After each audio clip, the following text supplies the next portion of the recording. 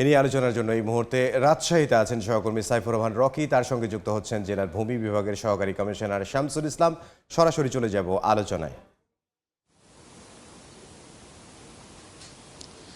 রাজশাহী জেলার যে sub registry অফিসগুলো রয়েছে সেখানে কিন্তু নানা অনিয়মের চিত্র উঠে এসেছে এবং নানা ভোগান্তির চিত্র উঠে এসেছে এবং এখানে টাকা না দিলে আসলে দলিল রেজিস্ট্রিও করা হয় না, এমন অভিযোগও ক্রেতা বিক্রেতাদের কাছ থেকে পাওয়া গেছে। এই বিষয়ে কথা বলার জন্য আমরা যুক্ত হচ্ছি রাজশাহীর গোদাগাড়ী উপজেলার এসিল্যান্ড শামসুল ইসলামের সঙ্গে। আমরা তার কাছ থেকে আসলে জানতে চাইব এগুলোর আসলে প্রতিকার কোথায়, সাধারণ মানুষ যেভাবে ভোগান্তি হচ্ছে আপনারা এই বিষয়গুলো আসলে নজরে আনছেন কিনা, এগুলো কিভাবে আসলে সমাধান করা সম্ভব? জি, আপনাকে ধন্যবাদ।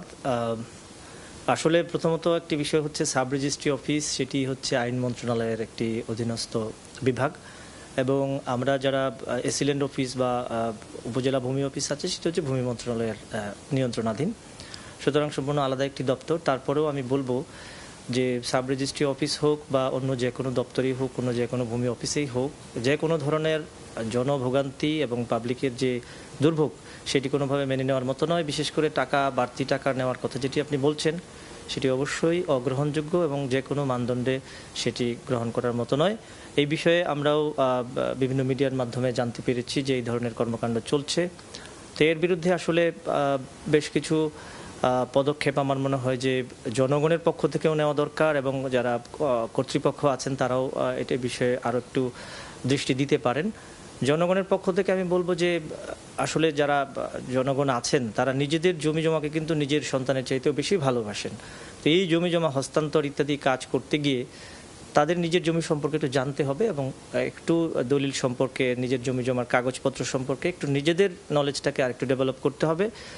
তাহলে আমি বুঝতে পারবো যে আমার এখানে অন্য কেউ এটা ফাঁকি দিচ্ছে কিনা বা আমাকে ঠকিয়ে বাড়তি টাকা নিচ্ছে কিনা। আরেকটি বিষয় হলো যে ওই যে দালাল নির্ভরতার যে ব্যাপারটি আছে, যে প্রতিটা অফিসেই আমরা কিন্তু এই অভিযোগগুলো পাচ্ছি যে দালালদের ব্যাপক দৌরাত্ম্য রয়েছে। তো এই বিষয়গুলো নিয়ে আপনারা কি করছেন?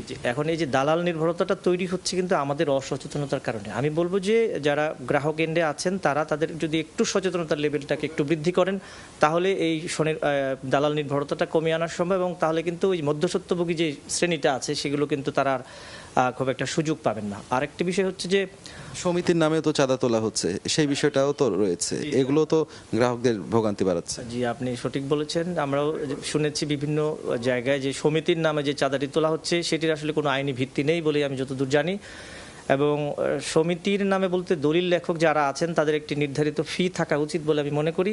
তাহলে আমার মনে হয় যে ভোগান্তি অনেকাংশে কমে আসবে এবং সমিতির নাম করে যে বাড়তি টাকা আদায় হচ্ছে সেটি কোনোভাবেই গ্রহণযোগ্য হতে পারে না এবং সেটি দ্রুতই একটি নিষ্পত্তি করা উচিত বলে মনে করি। আরেকটি বিষয় যেটি গ্রাহক ভোগান্তি কমানোর জন্য আমার মনে হয় সেটি হচ্ছে ভূমি মন্ত্রণালয়ে এবং আইন মন্ত্রণালয়ের যে দুটি বিভাগ আছে, সাব রেজিস্ট্রি অফিস এবং যে এসিল্যান্ড অফিস বা ভূমি অফিস, সেগুলো যদি একত্রিত করা যায়, সমন্বিত হয়, তাহলে হয়তো এই সমস্যার অনেকটা সমাধান সম্ভব হবে বলে আপনি মনে করছেন।